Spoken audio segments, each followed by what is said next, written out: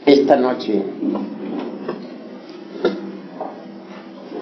hoy nos proponemos investigar sistemas que nos permitan experimentar eso que está más allá del cuerpo físico, eso que pertenece a otras dimensiones de la naturaleza y del cosmos. Bueno, ante todo es necesario que los hermanos pongan mucha atención. Hace unos cuantos años acaeció en Roma un caso insólito.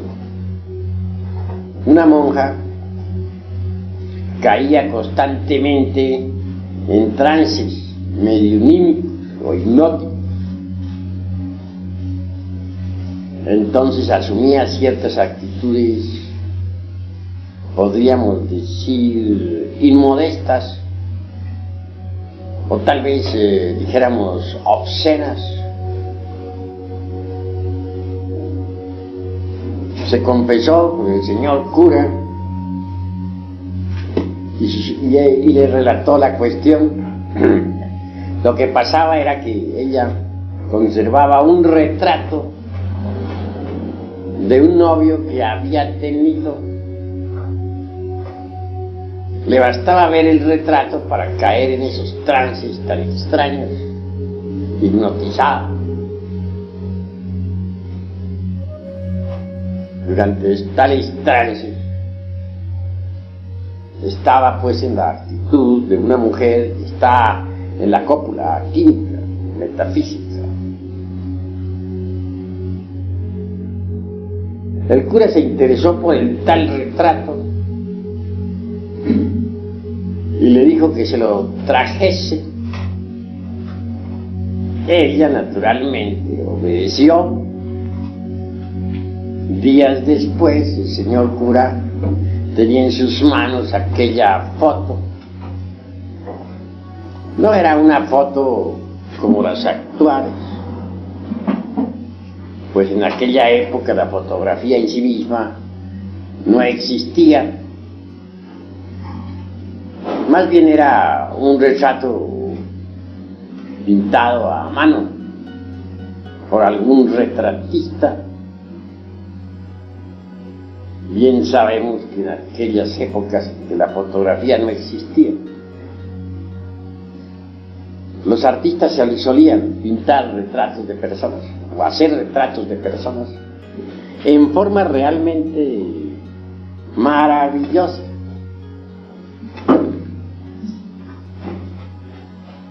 Mas al examinar aquel retrato se pudo evidenciar claramente que tenía un marco bastante interesante, un marco lleno de piedras, no diría preciosas, sino más bien piedras de adorno, piedras falsas o fantasías, pero que en todo caso eran brillantes.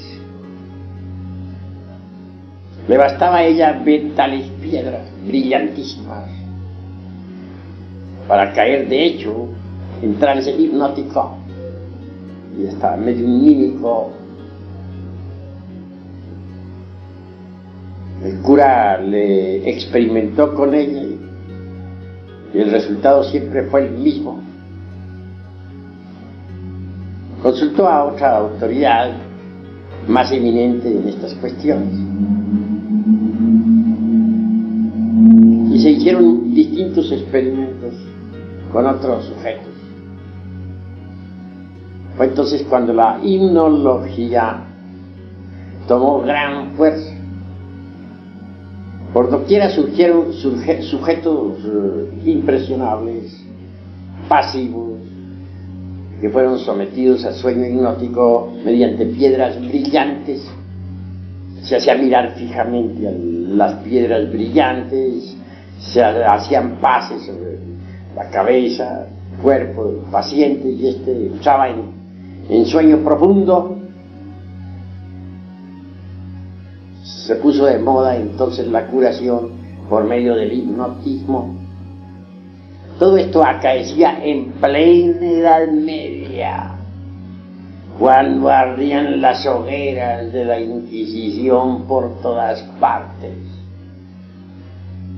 Así que la hipnología que hoy se estudia en la Facultad de Medicina, pues no es cosa nueva, ni la aplicación del hipnotismo a la cuestión médica tampoco es una novedad. Ya se ensayó en ese sentido en aquella época. No está de más decir que tales ensayos resultaban en el fondo peligrosos, porque el santo oficio estaba muy activo. Pero hasta los mismos clérigos se habían interesado por el caso de la monja. Se propagó entonces por toda Europa la cuestión de la hipnología, que bien pronto se sucedió por el mediunismo y afines. Toda clase de experimentos psíquicos se suscitaron a raíz de la cuestión esa.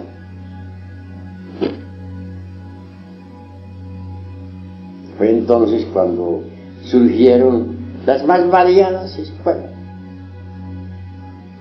Mucho más tarde aparecieron en escena, ya después de algún tiempo, personajes como Richard Charcot, César Lombroso, Camilo Flammarion, etc. Eso fue más tarde ya, del tiempo. En cuanto a experimentos, los hubo notables, pero mucho más tarde, como resultado de aquellas inquietudes medievales. No está de más recordar, por ejemplo, los experimentos con Eusapia Paladino de Nápoles. Esa mujer despertó inquietudes en toda Europa.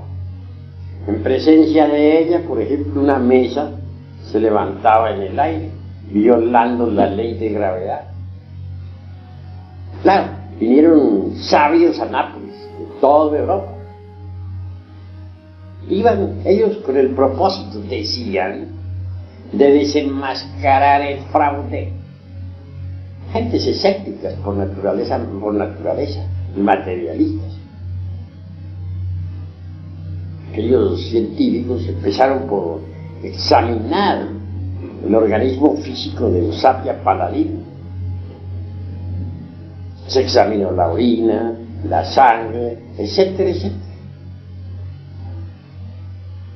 Para los experimentos se utilizó un laboratorio muy bien equipado. A Eusapia Paladino se le sentó en una silla fija, en el suelo, debidamente asegurada. De lado y lado había un par de postes de hierro. Se le encadenó, como para que no pudiera hacer ningún truco. Se le envolvió el cuerpo con alambres eléctricos. Hasta los dedos de las manos estaban conectados con alambres eléctricos.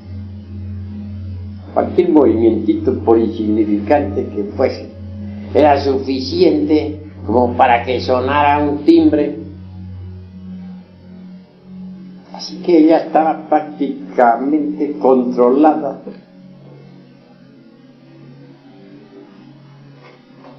Sin embargo, después de las correspondientes sesiones, o digo yo, después de caer ella en trance hipnótico, se sucedieron fenómenos extraordinarios.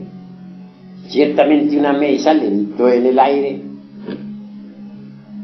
se tomaron fotografías, se pudo verificar que no había ningún truco. Los científicos se convencieron hasta la saciedad de tal hecho y no les quedó más remedio que rendirse ante la evidencia. Una bandolina que había en el suelo fue levantada por manos invisibles en presencia de todos, y de ella salieron melodías inefable. Un aparato de música que estaba metido dentro de una caja de acero herméticamente cerrada y debidamente cargada con electricidad a alta tensión, resonó deliciosamente, tocada por manos invisibles.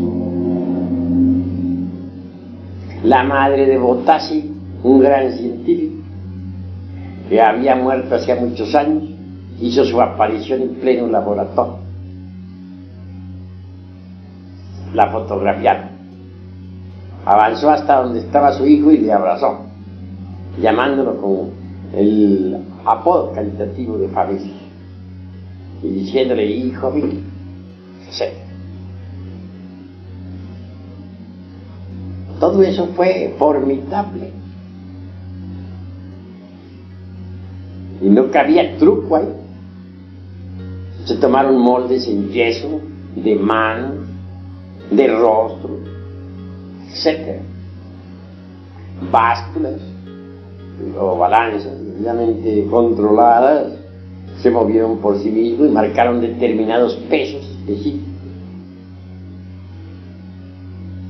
Manos que podían pasar sobre pedazos fosforescentes de papel, sobre capas de fosforescentes, y eran visibles porque para el experimento se apagaban ciertas luces, se dejaban y permanecía todo controlado. Cualquier sospecha de truco era suficiente para que se encendiera un poco.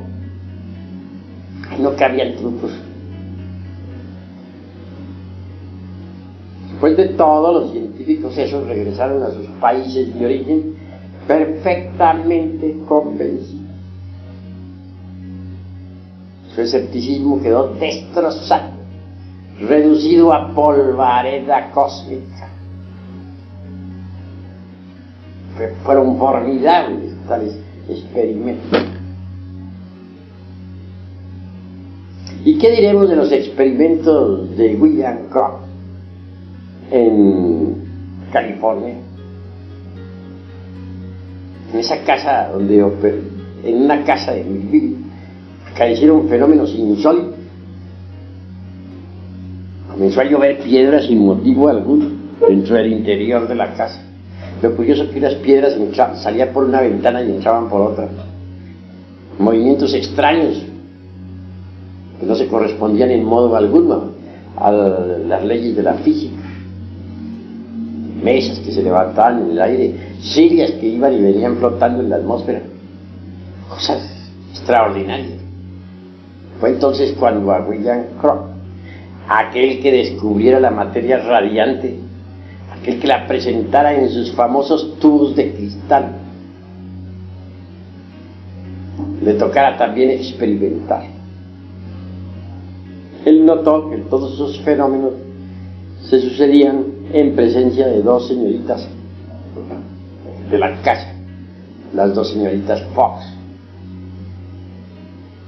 Arregló entonces también un laboratorio. Invitó a todos los científicos del mundo a estudiar el fenómeno y comenzaron los experimentos. Estas señoritas eran metidas dentro de una cámara, debidamente encadenadas para asegurarse de que no iban a hacer ningún truco. Y luego venían los fenómenos. Se materializó entonces Katie King, una mujer muerta hacía muchísimos años. Se hizo visible y tangible en pleno laboratorio y estuvo materializándose durante 3 años seguidos. Señoritas Fox, en tanto caían en estado de trance. Se nos ha dicho que para esas materializaciones había que utilizar la fuerza vital de esas señoritas. Lo cierto fue que se condensaba aquella aparición ante todos los científicos. Se tomaron fotografías por cantidades. 3 años seguidos de materialización de Katie King. A los 3 años se despidió de todos los científicos. Dijo, ya he cumplido mi misión aquí en el mundo físico. Les he demostrado que los difuntos continuamos viviendo en los mundos superiores. A eso he venido y mi misión está cumplida. Se despidió de todos entre lágrimas y sollozos. Las cámaras de fotografía fueron registrando los procesos de desmaterialización de aquella difunta. Todavía les dejó materializado un bucle de cabello como recuerdo. Sabios vinieron, repito, de toda Europa, incrédulos todos en un 100%. Sin embargo, tuvieron que convencerse, porque hechos son hechos y ante los hechos tenemos que rendirnos. Después de aquellos experimentos de Katikin, quedó demostrado físicamente la realidad del más allá. ¿Y qué diremos de aquel medium humain francés que en estado de trance flotaba en la atmósfera, que flotando en la atmósfera sentado sobre una silla salió por una ventana y entró por otra en un alto piso, que metía el rostro entre carbones y encendidos y no se quemaba, etcétera? Fueron fenómenos de orden popular. ¿Cómo negarlo cuando los científicos los comprobaron?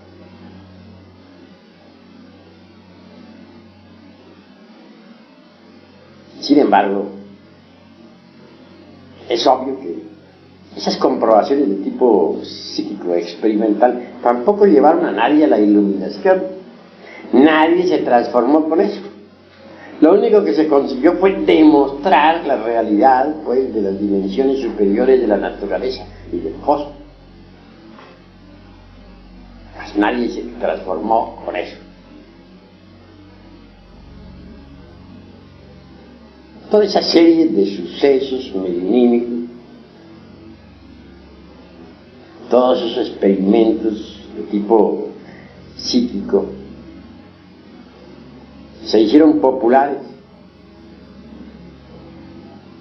y como secuencia o corolario aparecieron escuelas de tipo pseudo-esotérico, pseudo-ocultista, medio mediunímicas, medio espiritistas, medio esoteristas, de todo un poco, que se popularizaron.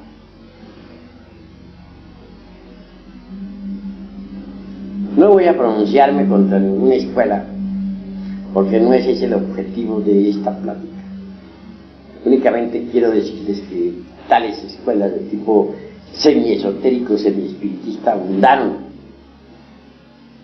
como secuencia o corolario de tantísimas investigaciones de tipo psíquico. Mas esas escuelas tampoco poseyeron una auténtica tradición esotérica. No fueron escuelas que permitieran la transformación del ser humano. Dichas escuelas poseyeron una abundante biblioteca y muchísimos eruditos, pero no condujeron a nadie a la transformación, a la autorrealización íntima del ser. Apareció un tipo de gentes muy curiosas, teorizadoras en un 100%. Las hemos denominado personalidades kalkianas. Así las hemos llamado debido a que son gentes de esta época del Kali Yuga. Se distinguen por su erudición, mas no poseen realmente autorrealización íntima ni esoterismo auténtico. Son gentes que tienen dogmas. Uno de ellos, por ejemplo, es aquel de la evolución. Surgió en el fondo de escuelitas como las de Allan Kardec, León Denis, etc.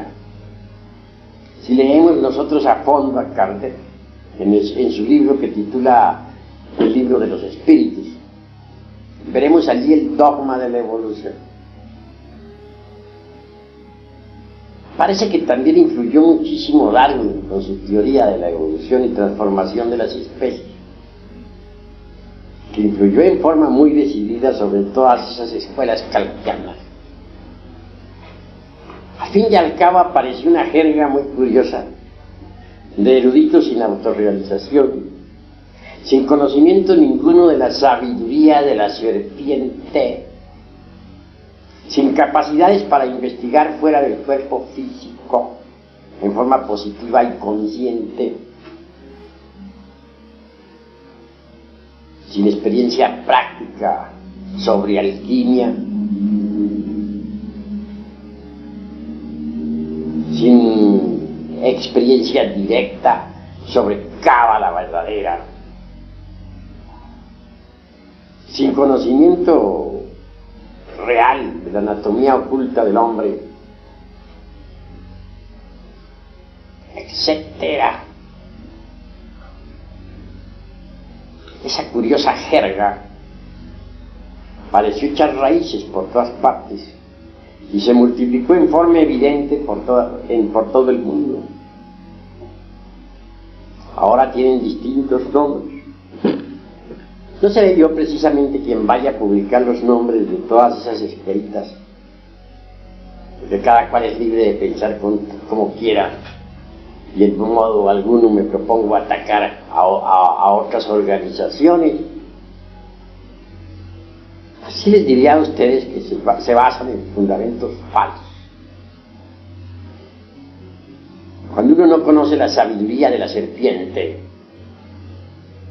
cuando uno no es un verdadero alquimista de laboratorio, cuando uno no es capaz de operar prácticamente con la alquimia y de moverse en cualquier sefirote, cuando uno es esclavo del dogma de la evolución y está lleno de infinitos temores y prejuicios, obviamente marcha por el camino del error.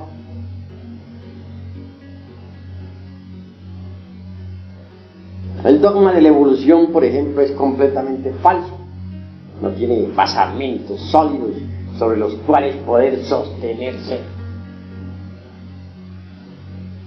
Dice que uno va evolucionando en cada reencarnación, poco a poco, hasta que llegue el momento en que se libera después de millones de existencias. Cuando alguien ha tomado en serio tal teoría, no se preocupa realmente por trabajar sobre sí mismo,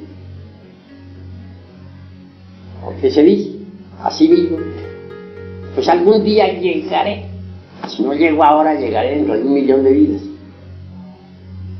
En esas condiciones pierde el tiempo y al fin lo sorprende el hecho de que se agota su ciclo de existencia y no le queda más remedio que ingresar en la involución sumergida de los mundos infiernos.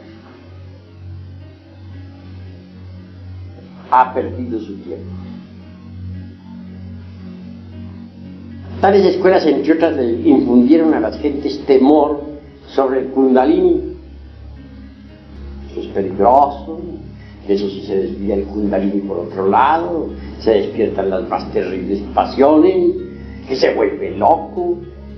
Entonces, ¿para qué le hablan a la gente del Kundalini? Pues mejor sería que no lo citaran.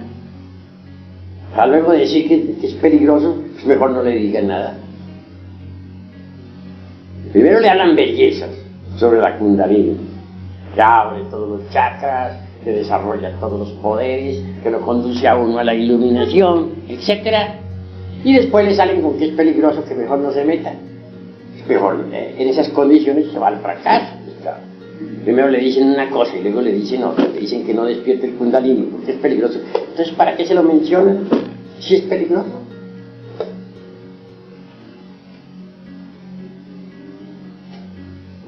Esas son las jergas en que viven actualmente los pseudoesoteristas y pseudo-ocultistas. Gravísimo, ¿eh? Evolución, obviamente existe, no negamos esa ley, pero al lado de la ley de la evolución existe otra. Por contrapunto, por oposición, existe la de la involución. Estas son leyes meramente mecánicas que nada tienen que ver con la autorrealización íntima del ser. Hay evolución en el grano que germina, en el tallo que crece, en el árbol que ha echado ramas y frutos. Hay involución en la planta que se marchita, que decrece y al fin se convierte en un montón de leños. Hay evolución en la criatura que se gesta dentro del vientre materno, en el niño que nace, que se desarrolla, en el adolescente, en el joven que lucha por la existencia, en el hombre maduro y fuerte, etc. Pero hay involución también en el anciano, en el hombre que cada día envejece más y más y que al fin entra en estado de decrepitud y muere. Proceso meramente natural. No negamos en modo alguno la existencia de estas dos leyes. En lo que no estamos de acuerdo es en atribuirle a las mismas principios y conceptos completamente equivocados. Toda esta jerga de tipo dogmático, toda esta pseudosapiencia teórica de las distintas escuelas del pseudo-ocultismo y pseudo-esoterismo barato, surgieron en realidad como secuencia o corolario de todo ese psiquismo anterior, espiritismo, mediunismo, mesas parlantes, sujetos en trance, etc. Entonces esa jerga no tiene realmente fundamentos sólidos, no tiene sistemas de investigación superior, porque en modo alguno me parece correcto que querramos nosotros basar nuestros experimentos exclusivamente en sujetos pasivos, medínicos. Se ven tantos errores en el psiquismo barato. Me parece que los hombres serios en modo alguno deberían ocuparse de esa clase, dijéramos, de fenómenos tan ignorantes. Como cita diré algo muy interesante. A poco tiempo, en un lumicial de la hermana República de Venezuela, cierta mujer de tipo mediunímico cayó en estado de trance. Una dama que todavía no había disuelto el ego y que por lo tanto en modo alguno estaba preparada para recibir desideratos cósmicos o mensajes trascendentales del ser. Pero lo curioso es que ya estando en estado medionímico le dio por ser sabia. Llamó a fulano de tal y le dijo: tú has recibido la primera iniciación de misterios mayores. Tú, fulano de tal, tienes la cuarta. Tú, sultano, la quinta. Total, que todos los hermanitos de ese inicial resultaron mahalmas, unos hierofantes. Ahí no había ninguno chiquito, todos eran grandotes. Hermanitos recién llegados ya eran hierofantes. Afortunadamente ese lumicial se cerró. Gracias a Dios, porque habían caído en un estado de locura insoportable. De cuando en cuando se dan esos casos en los lumiciales de algún psíquico cargado de yoes, subjetivo en un 100%, que cae en trance y ya se nos vuelve sabio. Todo esto nos está indicando, mis estimables hermanos, que no es el psiquismo barato, ni el mediunismo, ni los estados incoherentes e imprecisos de una mente desordenada, lo que pueda llevarnos a nosotros realmente a la iluminación. Obviamente no. Existe también la yoga. No quiero pronunciarme contra la yoga, pero sí señalaré algunos peligros. Los hatha yogis, por ejemplo, creen que únicamente a base de puras posturas yógicas es posible la autorrealización íntima del ser. Ese concepto está equivocado. Tampoco quiero irme al otro extremo y decir que alguna gimnasia hatha yogina sea inútil. Hay ciertas gimnasias hatha yoginas que pueden ser útiles para la salud, para el cuerpo físico, pero en modo alguno podrían conducirnos a la liberación final. Se trata de buscar el camino. Sucede que la humanidad vive metida en un laberinto sin salidero por ninguna parte.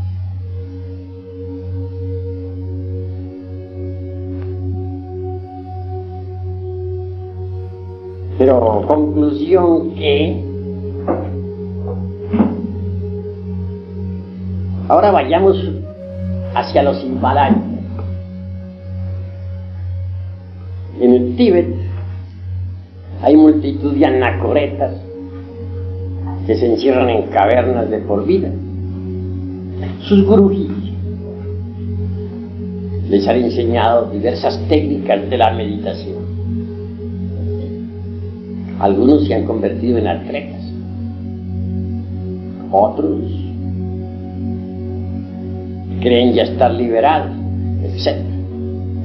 Hay quienes se alimentan con puras ortigas, hierbas que encuentran alrededor de su caverna, queriendo así convertirse en dioses. Cada cual es libre de pensar como quiera, pero a mí me gusta aclarar misterios. No negamos que algunos de esos anacoretas han conseguido hacerse en verdaderos atletas de la meditación, en ese estado de éxtasis. Suele suceder que la esencia del yogín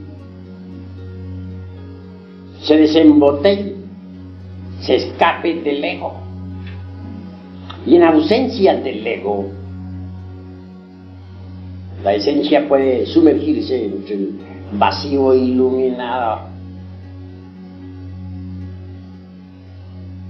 Allí hay ausencia de hombres y de dioses, pero se escuchan las palabras del Eterno.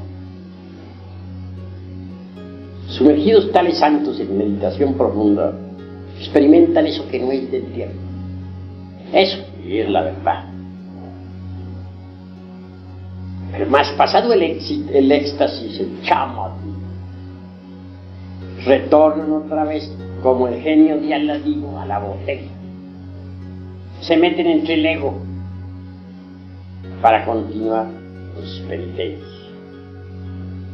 Un día de esos tantos puede que se escapen en un mahasamadhi, se desencarnen. La esencia está acostumbrada ya por disciplina a escaparse, salirse del ego. Entonces procederá así con la muerte del físico, y esa esencia podrá inclusive hasta viajar a los planetas del Cristo, planetas que giran alrededor de nuestro sistema solar como giran los planetas físicos. Sí gozarán de un samadhi delicioso. Sucede que en los planetas del Cristo existe otra naturaleza muy distinta a la nuestra. Así como la naturaleza nuestra, la del mundo físico, está sometida a los procesos de nacimiento, crecimiento, desarrollo y muerte. La naturaleza de los planetas del Cristo que giran alrededor del Sol es diferente. Esa naturaleza es inmutable, eterna. No está sometida a cambios ni a muerte. Por lo tanto, quienes viven en los planetas del Cristo son felices, gozan en su interior, pues, de los esplendores del Cristo íntimo y viven en un éxtasis permanente. Así estos yoguines desembotellados gozarán por un tiempo de la felicidad de los planetas del Cristo, podrán flotar en el ambiente circundante, mas con asombro tales yoguines verán que no son habitantes de esos mundos. Se les admite de visita, pero que realmente no tienen derecho a existir allí. Tan tremendas realidades les lleva a comprender que aún están incompletos, que no están liberados como lo suponían antes de morir. Y con dolor regresan nuevamente, como el genio de la lámpara de Aladino a la botella, es decir, al ego. Así, hay muchos que en el Oriente, en el Tíbet, se consideraban santos e iluminados, que desencarnaron en Mahasamadhi, y que el pueblo veneró como a dioses, viven ahora en el mundo occidental convertidos en personas vulgares, comunes y corrientes. De manera, pues, que si uno no aniquila el ego, no logra la liberación final. Esa es la cruda realidad de los hechos. Aunque practique muchos ejercicios yógicos, aunque se encierre en cavernas aislado del mundo, alimentándose con hierbas por ahí silvestres, etc. Si no destruye el ego, no se libera.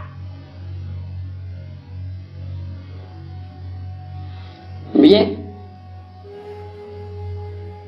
se ha hablado mucho en las escuelas de tipo pseudo-esotérico y pseudo-ocultista sobre la constitución septenaria del hombre.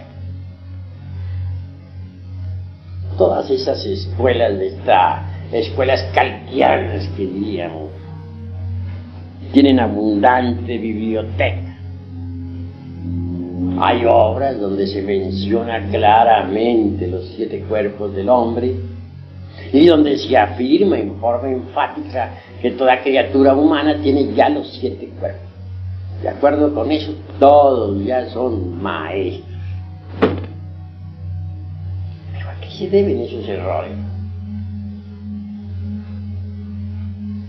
Pues a erróneas interpretaciones sobre la cultura oriental.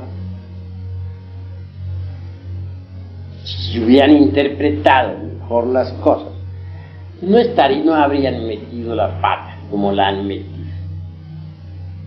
En realidad, de verdad, el ser humano, el humanoide intelectual, para hablar más claro, únicamente posee el cuerpo planetario. ¿Qué se entiende por cuerpo planetario? El cuerpo físico. También tiene ese vehículo su asiento vital orgánico. Ese asiento vital es lo que llamarían los hindustanes el lingam sharira, es decir, el cuerpo vital. Pero cuerpo vital y cuerpo físico son lo mismo, son un solo cuerpo, porque el llamado cuerpo vital o doble etérico, para usar esta vez los términos de las gentes de esta edad calquiana, no es más que la parte superior del cuerpo físico. Esto es, el cuerpo físico es tetradimensional, tiene 4 dimensiones. La cuarta, vertical, está formada por el cuerpo vital, o lingam sarira. Pero dejando a un lado esta cuestión del cuerpo planetario, con su asiento vital orgánico, ¿qué es lo que tiene el humanoide? Lo único que en realidad tiene adentro es un montón de diablos. Será un poco duro decir esto, pero es la verdad. Aquellos que hayan destruido el ego, que por lo tanto gocen de la verdadera conciencia despierta, podrán verificar por sí mismos lo que estoy en estos instantes afirmando. Hay algo digno, sí, en el humanoide, no lo negamos, la esencia, o el Buddhata, como dicen los orientales, hablando a la luz del Zen o del Chakra. Esa esencia está desgraciadamente enfrascada entre los diversos elementos inhumanos que en nuestro interior cargamos. De manera que esos elementos inhumanos son en realidad de verdad un montón de diablos, los demonios rojos de Set, como se dijera en el Alto y Bajo Egipto. Y hablando en el lenguaje tibetano diríamos, esos elementos inhumanos son los agregados sí, vivas personificaciones inhumanas de nuestros defectos de tipo psicológico. Eso es pues lo que tiene el ser humano, el humanoide. Pero ¿en qué quedamos sobre los cuerpos astrales de que nos hablaban en las escuelas de tipo pseudo-esotérico y pseudo-ocultista? ¿En qué quedamos sobre el famoso manas inferior y manas superior? Es decir, sobre el cuerpo mental y sobre el cuerpo de la voluntad consciente o causal. No, esos cuerpos no los tiene el humanoide. Pero entonces, ¿por qué esas escuelas afirman que sí los tienen? Por una pésima interpretación de las enseñanzas orientales, mal interpretadas, fueron difundidas en el mundo occidental y condujeron a la gente al error. Los cuerpos astral, mental y causal hay que fabricarlos, eso es obvio. ¿Cómo se fabrican esos cuerpos? Si uno no tiene nociones de alquimia, ¿cómo haría para fabricarlo? Ante todo hay que ser alquimista, hay que estudiar la alquimia. La alquimia, y los alquimistas agitaron toda la Edad Media. Los alquimistas medievales pudieron salvarse gracias a que decían estaban buscando la fórmula para hacer oro, que su anhelo era ayudar al rey, al gobierno, en cada nación. Así de esa forma y de ese modo escaparon de la hoguera.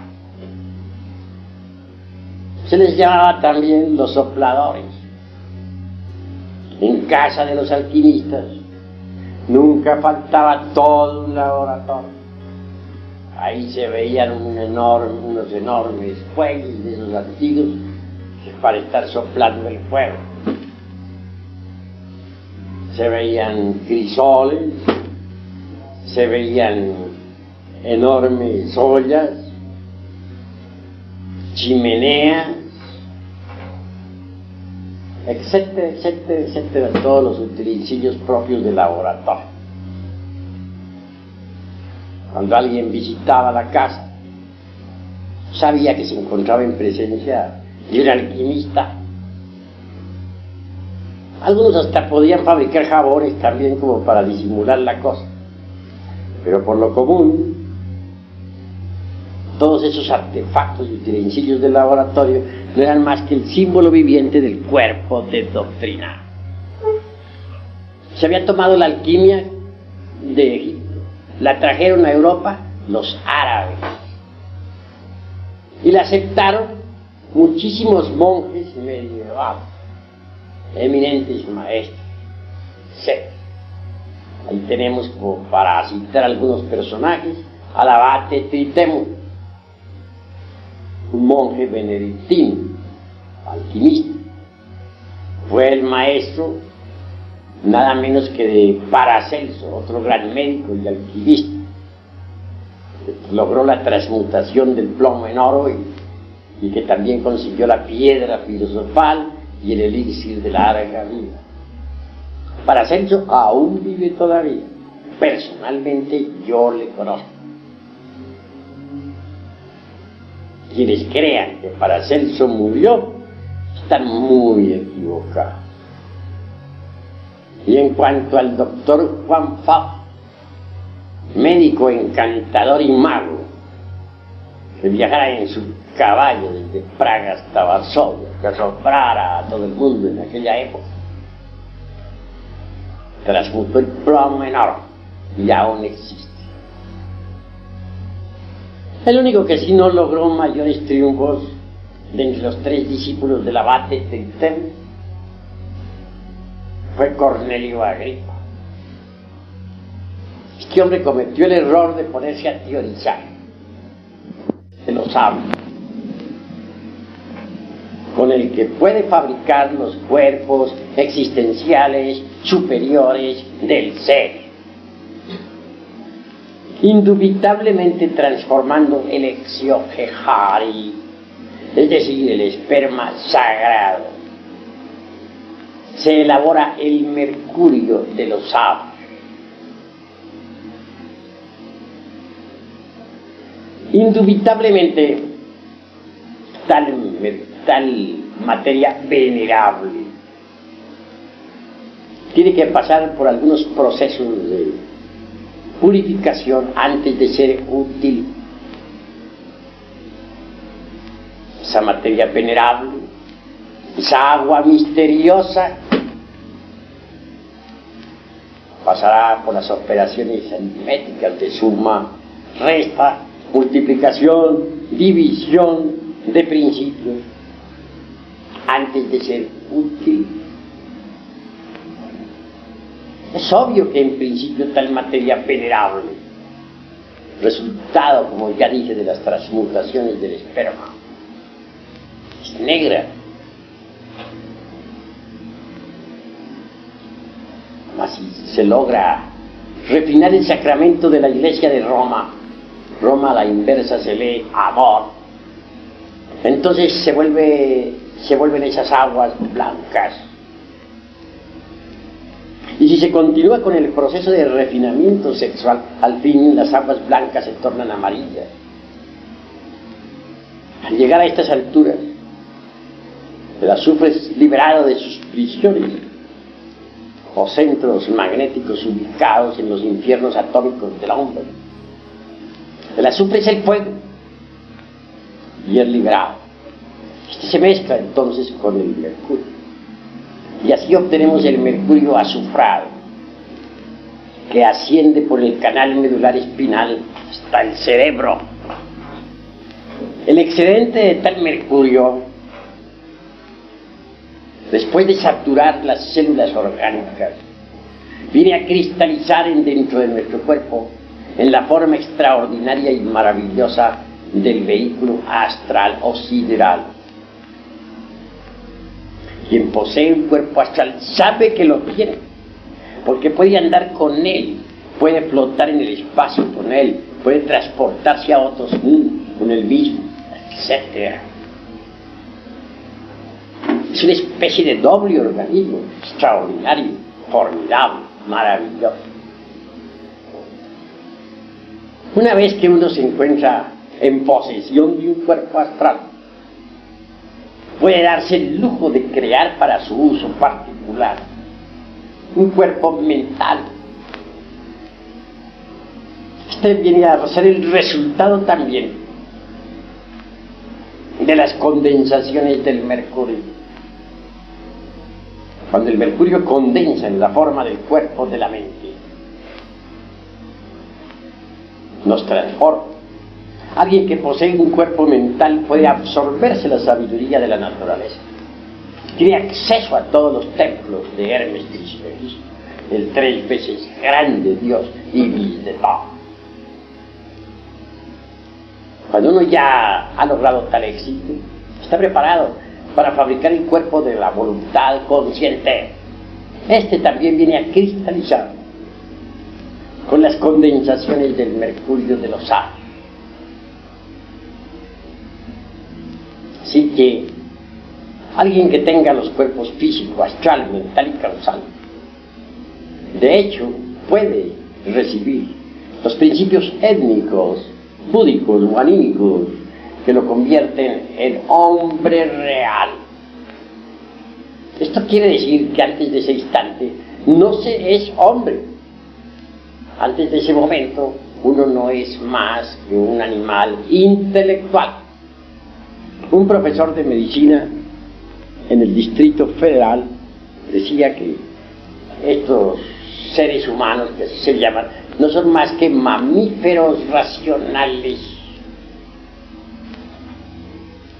Decir mamíferos racionales o mamíferos intelectuales, pues es lo mismo.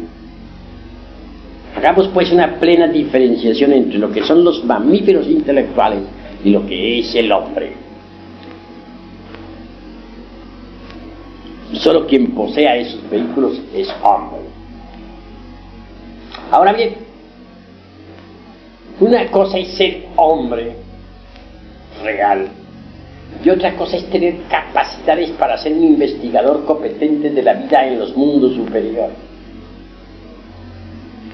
Un hombre puede ser hombre en el sentido más completo de la palabra y sin embargo no ser un investigador competente de la vida en los mundos superiores. Para hacerlo tiene que eliminar el ego. No es por medio del mediumismo como se va a obtener datos exactos sobre la vida en los mundos superiores, sobre los misterios de ultratumba. No es con sujetos en estado de hipnosis como podemos nosotros tener algunas referencias sobre el más allá. No. Quien quiera, verdad, convertirse en un iluminado, un hombre consciente, en un investigador de verdad en los mundos superiores, tiene que destruir el ego. Es decir, pasar por la aniquilación budista que tanto martiriza, que tanto molesta de verdad a los fanáticos de las escuelas pseudoesoteristas y pseudobudistas. Mas si uno no pasa por la gran aniquilación, si uno no logra dejar de existir aquí en los mundos internos como ego, jamás tendrá tampoco la lucidez verdadera, la objetividad exacta, como para poder en verdad ser un investigador serio e idóneo de la vida en los mundos superiores. Un sujeto en estado de hipnosis subjetivo hablará del más allá, dirá que fulano de tal es un Mahatma, citará muchas cosas absurdas, porque no tiene objetividad. Es en realidad de verdad una esencia embotellada entre el ego. Para ser investigador idóneo se necesita que el ego sea aniquilado. Si el ego pasa por se reduce a polvareda cósmica, la conciencia, el ser, queda completamente libre. Una esencia, una conciencia libre, es una conciencia iluminada, una conciencia que podrá directamente experimentar lo real, una conciencia verdaderamente emancipada, idónea para la investigación. Solo una conciencia así podrá informarnos sobre las vidas anteriores, sobre los mundos inefables, sobre el karma, la ley, sobre las leyes de evolución, involución, sobre los mundos infiernos, etcétera. Pero que alguien con ego quiere informarnos sobre todo eso, pues no más, no, porque no tiene una conciencia libre, no tiene una conciencia resplandeciente, es una conciencia todavía enfrascada, tapada, metida entre distintos receptáculos de materia. Obviamente no posee la idoneidad indispensable para la investigación. Así, mis queridos amigos, nosotros les proponemos en esta institución darles a ustedes las enseñanzas exactas que les permita pasar por la gran aniquilación para que se conviertan en verdaderos investigadores competentes de la vida en los mundos superiores. ¿Quiénes son los que le han dicho a la humanidad que todos poseen los 7 cuerpos y trazan esquemas sobre eso? Individuos que no han destruido el ego. Entonces, ¿con qué derecho lo hacen? ¿Por qué lo hacen? De esa forma conducen a otros al error. Pero abundan desgraciadamente los sapientes, las personalidades kafkianas, por todas partes. Y esto es dijéramos, una especie de veneno que se propaga en todas las direcciones del mundo. Hay que conocer también a fondo la sabiduría de la serpiente. ¿Cómo podría alguien convertirse en maestro de una escuela si no conoce la sabiduría de la serpiente? Si uno no conoce la sabiduría de la serpiente, vive en tinieblas y no logra la liberación. Ejemplo, sostienen falsamente las escuelas de tipo pseudoesotérico y pseudobudista en todas sus jergas inútiles, que cuando el kundalini puede despertar en cualquier momento, que a través de la meditación o con las prácticas del pranayama o por imposición de manos del gurú, etc. Pues cosa falsa, pero falsísima. El kundalini no despierta de esa manera. ¿Quiénes hablan así? Los que no han estudiado los tantras tibetanos, los que no han investigado jamás los tesoros de Anahuac. Es bueno saber que en los códices que nos han quedado, aquellos que lograron salvarse después del vandalismo ese, de los gachupines,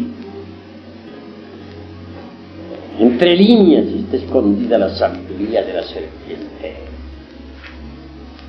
Tengas en cuenta que la gran Tenochtitlán fue serpentina. Pues nosotros los mexicanos tenemos una tradición serpentina. Esa es la cruda realidad de los hechos. Hay quienes dicen que en la India hay tesoros extraordinarios, no lo negamos, pero en la India secreta. Sin embargo, aquí en México se habla más claro. En Yucatán, por ejemplo, encontré en un templo una gran serpiente de piedra, en la actitud de tragarse a un hombre que lo tenía pues entre sus fauces. Si leen ustedes cuidadosamente el Chalam Balán de Chumayel, podrán evidenciar por sí mismos la cruda realidad que necesitamos ser tragados por la serpiente. Así pues, no bastaría despertar el kundalini. hay necesidad de ser tragados por la serpiente, si es que queremos gozar de los poderes de la serpiente. Y no es con simple imposición de manos o con pranayama como va a despertar la culebra. No, señores. Despierta con los principios tántricos del Tíbet, con las enseñanzas secretas de Anahuac, con el esoterismo crístico de la Pistichopía, con el gran secreto de los misterios de Leusis, con el artificio de los alquimistas medievales. La clave es muy sencilla: conexión del Lingam Yoni, sin eyaculación jamás, del Ens Seminus, durante toda la vida. Es obvio que si no se llega jamás al orgasmo ese fisiológico señalado por la medicina, al espacio, y así se dice en el varón, en otro sentido, si se evita derramar el vaso de Hermes Trismegisto, ese esperma sagrado, esas secreciones sexuales se transmutan en energía, y esa energía es el mercurio de los sabios. En los patios empedrados de los antiguos habitantes de la gran Tenochtitlan, hombres y mujeres permanecían durante meses enteros amando y trabajando en la forja de los cíclopes para despertar la serpiente ígnea de nuestros mágicos poderes.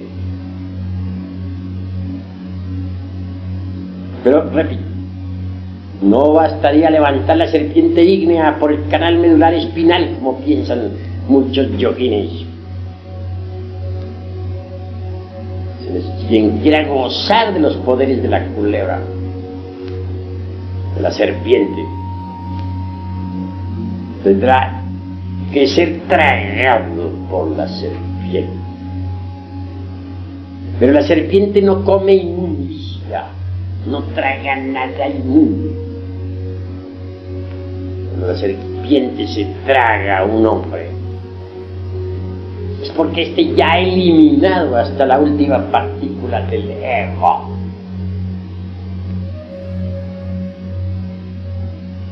Decía precisamente el conde San Germán, o alguna vez dejó una nota el conde San Germán, en donde decía, hace tantos miles de años, parece que 10.000 decía, no recuerdo preciso, pero hace tanto tiempo, vivo en Isis, estoy establecido en Isis.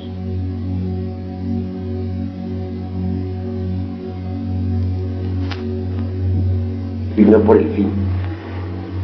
En cierta ocasión se me ocurrió ir a un cine, hace muchísimos años. La película pues estaba muy romántica. Allí aparecían un par de enamorados que se querían, que se adoraban, que no sé qué. Bueno, y yo muy interesado en ver al par de enamorados. Esas poses, esas palabras, qué miradas, qué cosas. Yo encantado mirándolas, mirando. Al fin terminó la tal película esa, y muy tranquilo me fui para la casa. Ya estando en casa, sentí sueño y me acosté. Entonces esa noche fui a dar al mundo de la mente. Allí me encontré una mujer como aquella que yo había admirado en la película. Estaba hasta guapita. Y estaba frente a mí, la tal mujer. Me senté con ella en una mesa y a tomar algunos refrescos. Contento. Vinieron las dulces palabras, muy semejantes a las de la película, por cierto. Conclusión: bueno, no llegué hasta la cópula química ni nada por el estilo, pero no faltaron los besos, los abrazos, las caricias, las ternuras y 50.000 cosas por el estilo. Entonces estoy narrando de una historia sucedida hace 20 años, no es ahora, porque ahora ya no voy así. Pero en aquella época sí, iba a algún cine. Me parecía que era una diversión sana, así creía yo. Conclusión: la escena no estaba muy buena, un poquito erótica. De pronto cambió el panorama y descendí del mundo de la mente al mundo astral. Son dos mundos diferentes. Ya al llegar al mundo astral me encontré dentro de un gran templo y pude verificar que un maestro me había estado analizando. Claro, en mi interior me dije, metí la pata. Me retiré a unos pocos pasos a guardar a ver qué sucedía. Y de pronto el maestro aquel me envía un papel con el guardián del templo. El guardián me lo entregó. Leí el papel, decía, retírese usted inmediatamente de este templo, pero con INRI. Con INRI es conservando el fuego, puesto que no había propiamente fornicado, no pasaba de las ternuras. Bueno, total que entonces dije yo, ni modo, esto está grave. Muy despacio salí, avancé por la nave, por el corredor de la nave central, y antes de salir fuera del templo, en un reclinatorio, me arrodillé humildemente, pidiendo pues compasión, ¿no? Que tuviera un poquito de piedad por mi insignificante persona, que sí había estado metiendo la pata, pero que ni modo, en fin, ¿no? Conclusión, así estaba yo en mis plegarias y oración, cuando de pronto viene el guardián nuevamente hacia mí y me dice, señor, se le ha ordenado a usted que se retire. Y ahí forma más severa. Ni modo. Pero era que quería hablar yo con el maestro, claro, y exponerle mis razones, ¿no? Entonces me respondió, el maestro está ahora ocupado, está examinando otras efigies del mundo mental. Entonces ahí fue donde vine a darme cuenta que yo ya estaba ahora con una efigie mental creada por mí mismo, la había creado en pleno cine, y esa efigie había tomado vida propia del mundo mental. Era una mujer exactamente igual a la actriz que había visto en la película. Total que en mi pobre mente la había reproducido, y ahora en el mundo de la mente me había encontrado cara a cara con tal efigie creada por mí mismo. El maestro continuaba examinando otras efigies de otros, y ya no me quedó más remedio que salirme del templo. Volví a mi cuerpo físico. La otra noche, durante todo el día siguiente estuve muy triste, lamentando haber ido a cine, que metida de pata, dije, no he debido haber ido, vea lo que fui yo a crear, una efigie mental. Es decir, estuve muy amargado. Aguardaba así que llegara la noche a ver qué quedábamos. Pedí perdón 50.000 millones de veces al Cristo íntimo, porque dije, él es el único que podrá perdonarme de ese metidón de pata. Y al otro día, a la noche siguiente, pedí de todo corazón que me repitieran la prueba, que me sentía capaz de salir victorioso, no más ternuras ni más caricias para ese efigie mental, etc. Y ciertamente me concedieron la repetición de la prueba. Me llevaron en cuerpo mental al mismo lugar, a la misma mesa. Volví a encontrarme otra vez con la dama de los ensueños, la actriz que había visto en la pantalla. Ya iban a empezar las ternuras nuevamente y me acordé de la cuestión. Inmediatamente desenvainé la espada flamígera y dije, conmigo tú no puedes, tú no eres más que una forma mental creada por mi propia mente. Y ahí mismo hice uso de la flamígera, volví pedazos ese efigie mental, se volvió polvo. Pasado eso, entonces fui nuevamente llamado al templo astral, y entré al templo astral, esta vez victorioso, triunfante. Me recibieron con mucha música y mucha fiesta nuevamente. Después vinieron las instrucciones diciéndoseme que no volviera a cine, porque podría perder la espada.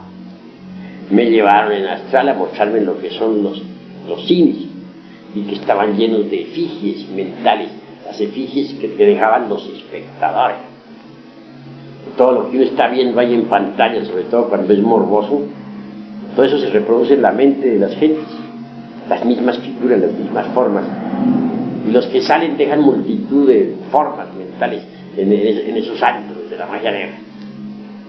Conclusión, se me dijo que en vez de estar viendo cines, repasara mis vidas anteriores, que eso era más útil, estar yendo a esos cines. Yo cumplí con la orden, pues claro, y dejé de ir a cines. Pero ¿qué fue lo que me perjudicó? Pues haberme identificado con aquella película que estaban dando. Me pareció tan interesante, y la dama aquella me pareció tan hermosa en aquella época, que yo mismo llegué a sentirme siendo el galán, y no el de la pantalla, sino yo. Resultado, fracaso.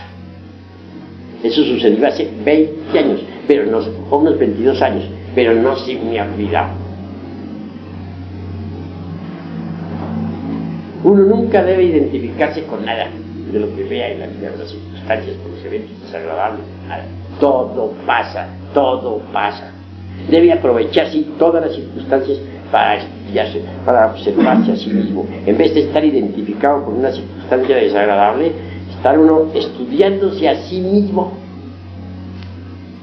A ver, tengo ira, tengo celos, tengo odio, ¿qué estoy sintiendo en este momento ante esto que me está sucediendo? Así es como se aprovecha el tiempo, sabiendo uno no identificar, sabiendo uno sacar partido de tal. No olviden ustedes que las principales o que las peores adversidades le ofrecen a uno las mejores oportunidades. Las peores adversidades le ofrecen a uno las mejores oportunidades para el autodescubrimiento. Cuando uno se identifica con las circunstancias desagradables, comete errores, se complica la vida, se forman problemas.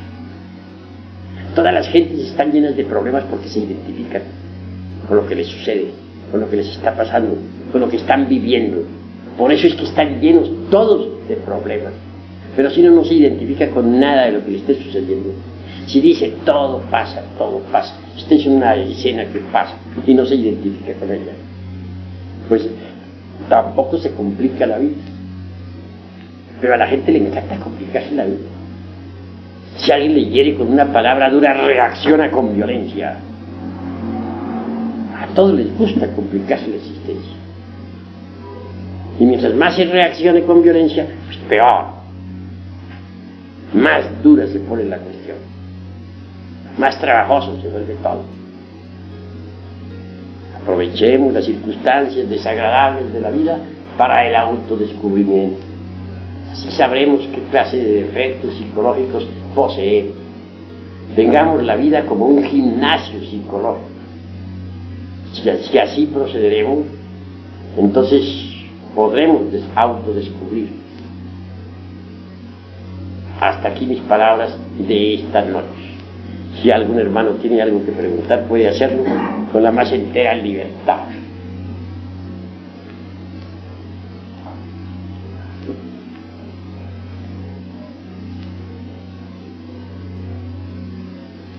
A ver, pregunta. Mueran, pero dormidos,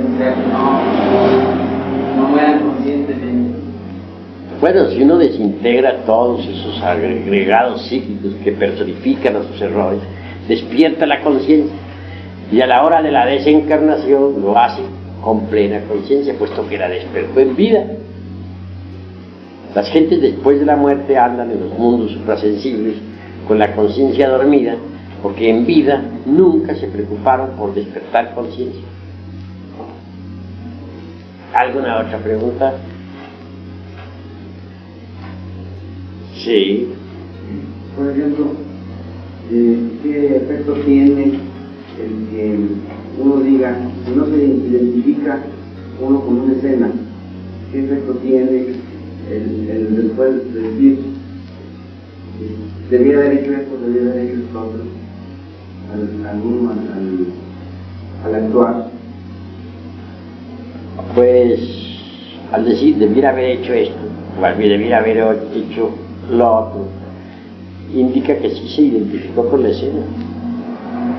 Que cuando uno no se identifica con esa escena, la mente queda quieta, tranquila y en silencio, como si nada hubiera sucedido.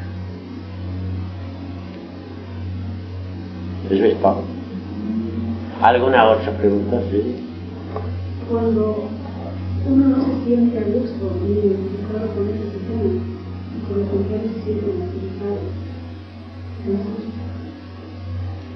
pues de todas maneras indica que está identificado, porque si no se sintiera mortificado o a disgusto con tales o cuales escenas, pues es obvio que tampoco se mortificaría, ¿no? Si uno se mortifica por tal o cual evento, por tal o cual suceso, es porque se ha identificado. Si uno no se identifica, ¿por qué tiene que mortificarse? La identificación es óbice para la comprensión. La identificación hace que los yoes se mortifiquen. Cuando uno se identifica con algo, esto le puede ocasionar naturalmente o placer o dolor. Pero si uno no se identifica con nada, pasa más allá del placer y del dolor. ¿Alguna otra pregunta? ¿Quién tiene algo que decir? Habla. Se habla de dimensiones de planetas y bueno, tengo entendido que usted es un planeta. Yo no comprendo qué diferencias hay entre las dimensiones a ser otros planetas. Bueno, estás haciendo una pregunta que está fuera del temario, no compagina con lo que estamos hablando. Puedo contestarte, pero preguntas en este momento que sean del tema. El objeto de estas preguntas es para ayudar a aclarar lo que hemos platicado. Claro que sobre planetas y dimensiones tendré mucho gusto en platicar, pero en otras conferencias. Esta es únicamente sobre la cuestión de la exploración del ego o del yo. ¿Alguna otra pregunta, hermanos? Bueno, habla pues. ¿Cómo puede usted ubicar el punto, cómo se explicaría el punto de equilibrio entre la no identificación y llegar a caer a la indiferencia? Sencillamente, ¿Cómo se puede llegar a una seguridad interna? ¿A qué persona en aquel momento importante, clave en la vida de uno? muy bien, pero hay que saber que existe la tesis, la antítesis y la síntesis. La síntesis incuestionablemente lo lleva a uno a la solución del problema que tú has planteado. Incuestionablemente, si uno se hace dueño de sus propios procesos psicológicos, pues puede resolver los problemas más difíciles. Pero cuando hay cohesión en la mente, pues entonces no puede resolver problemas. Para que no haya cohesión en la mente se necesita urgentemente la no identificación, porque la identificación ejerce cohesión sobre la mente, condiciona la mente. En este caso la mente condicionada por el suceso únicamente actúa en función de reacción. Cuando se actúa en función de reacción no se es dueño de los procesos psicológicos. Al no identificarse, entonces sí se es dueño de los propios procesos psicológicos. En este caso puede uno no caer en la indiferencia y resolver sin conciencia lo que tiene que resolver. Sí. ¿Hasta qué punto puede ser uno autoengañado? ¿Algún luz se engaña? ¿Hasta qué punto sería un turismo o algo así que no se me dijera uno? Por ejemplo, ya no hay una niñera, tenemos mismo engañando. Pues las formas de autoengaño existen en tanto el ego existe. Que hay que eliminar las formas de autoengaño, eso es. Pero no es posible eliminarlas si uno no se autoexplora, si uno no se autoobserva. Solo mediante la autoobservación psicológica, sincera y real, puede uno en realidad evitar toda forma de autoengaño. El sentido de la autoobservación psicológica se va desarrollando poco a poco, a medida que se vaya usando. Órgano que no se usa, se atrofia. Si no usamos ese órgano, continuará atrofiado. Mas si lo usamos, llegará el momento en que podremos por sí mismos ver nuestros propios agregados psíquicos en forma directa. Ya no únicamente por asociación intelectual, sino por percepción directa de lo real. Cuando eso sea, cualquier posibilidad de autoengaño quedará de hecho descartada. ¿Alguna otra pregunta? Sí. Entonces, para quitarse los yoes, que hay que estar alertas conscientemente contra eso, contra los yoes. Para eliminar los yoes, lo primero que tiene uno que hacer es autodescubrirlos. Si uno no descubre un yo determinado, o un yo cualquiera, en un momento dado, ¿cómo podría entonces eliminarlo? Primero tiene que descubrirlo, y no podría descubrirlo si no se autoobserva. Se hace necesario verse a sí mismo en acción. Solo viéndose en acción viene uno a descubrir que tiene tal o cual yo. Una vez descubierto, puede uno darse el lujo de comprenderlo profundamente mediante el análisis y la autorreflexión evidente del ser. Esto es meditación.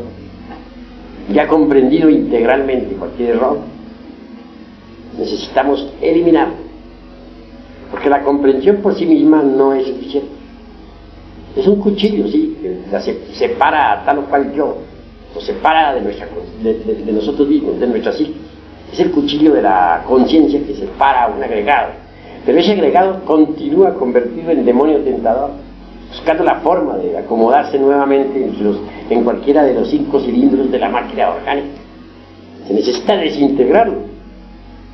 La desintegración solamente es posible apelando a un poder que sea superior a la mente, porque la mente por sí misma no es capaz de desintegrar ningún defecto.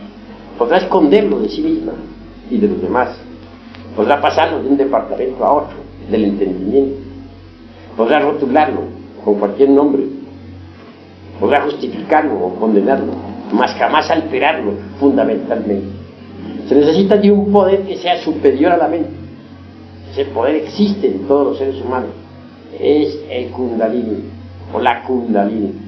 La Kundalini es dijéramos, la madre cósmica, particular, individual de cada uno de nosotros. Una variante de nuestro propio ser, pero derivado. Solo ese poder de la Divina Madre Kundalini, que es una variante, repito, de nuestro propio ser, o Dios Madre en nosotros, puede desintegrar cualquier defecto que previamente hayamos comprendido en forma íntegra.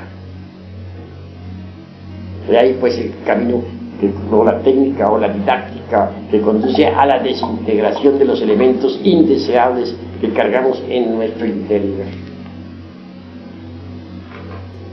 ¿Alguna otra pregunta? ¿Qué relación hay entre la madre Kundalini y la espada de él? ¿O se relaciona la espada con la voluntad? ¿O qué espada es la que desintegra las formaciones mentales? Bueno, la espada flamígera se le entrega al iniciado para su defensa y representa la voluntad. Es el resultado de las transmutaciones de la energía creadora del tercer law.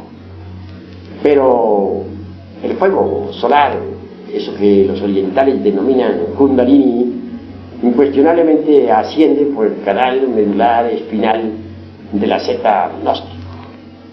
En todo caso, a zeta gnóstico, que ha logrado el desarrollo de la serpiente ígnea de nuestros mágicos poderes, se le otorga la espada, símbolo de la voluntad. Pero esa espada la lleva el iniciado en el símbolo, no a la izquierda como se usa aquí en el mundo físico, sino a la derecha como se usa en los mundos superiores. Distingamos pues entre el azufre, mercurio y la sal sublimada, que forman un remolino de fuerzas ascendiendo por la espina dorsal de la zeta gnóstico y la espada flamígera. Eso es todo. Claro que del fuego aquel que sube por la espina dorsal brota, digamos, la Divina Madre Kundalini. Es una variante de nuestro propio ser, pero derivado. ¿Alguna otra pregunta? Estaba yo observando durante la conferencia, me estaba observando a mí como me reía o me ponía serio de lo que me ha dado algunas cosas un poco. Estoy pensando ahorita que eso es identificación. La no identificación en este caso sería permanecer indiferente ante una conferencia, por ejemplo. Entonces no has comprendido bien el proceso de la identificación. Al contrario, yo he podido evidenciar en este momento. Estabas alerta y vigilante como el vigía en época de guerra. Entonces estabas observando tus propios procesos psicológicos. Es decir, no estabas identificado. Y descubriste distintos estados psicológicos. Los descubriste en ti mismo. Luego no estabas identificado. Si hubieras estado identificado, no hubieras descubierto eso en ti mismo. Eso es todo. Así es que hay que proceder como tú has procedido. Correcto. ¿Alguna otra pregunta? Suponiendo que yo esté eliminando mi poder, a la vez no puedo llamar hay un libro, ¿cómo llamar? Puedo llamarlo a la vez, o sea,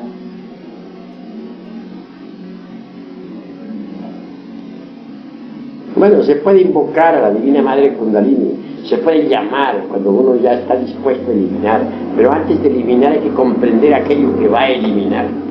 Si no lo comprende, de nada le serviría eliminar, o digo llamar, porque entonces en este caso no sería asistido. Primero hay que comprender para merecer ser asistido. No se puede ser asistido si no se comprende. La Madre Divina Kundalini no va a eliminar aquello que nosotros no hemos comprendido. El objeto de comprender es para liberar la esencia embutida en el agregado psíquico que se va a eliminar. Si se eliminara sin comprender, también se iría embutido dentro del agregado psíquico un cierto porcentaje de conciencia. Y lo que no se quiere es eso, que ese porcentaje de conciencia siga embutido en lo que se va a eliminar. ¿Entendido? ¿Alguna otra pregunta? Sí. ¿Cómo se puede mantener una completamente comprendida? Pues no existe cronómetro, dijéramos, para eso, o ningún aparato científico. Esto es cuestión únicamente de conciencia. Solo la conciencia puede saber, nada más que la conciencia. Actualmente no existe pues ningún aparato que pueda medir esto. Lo sabe la conciencia, que ni la misma mente puede saber, solo la conciencia lo puede saber. Nada más. Si la conciencia verdaderamente lo ha comprendido, pues lo ha comprendido. Y eso es todo. ¿Alguna otra pregunta? Sí. Maestro, por ejemplo, si a través de la conferencia uno ha entendido que no hay un mensaje especial para uno, ¿eso es estar identificado o estar consciente de identificado? Repite a ver cómo es la cosa.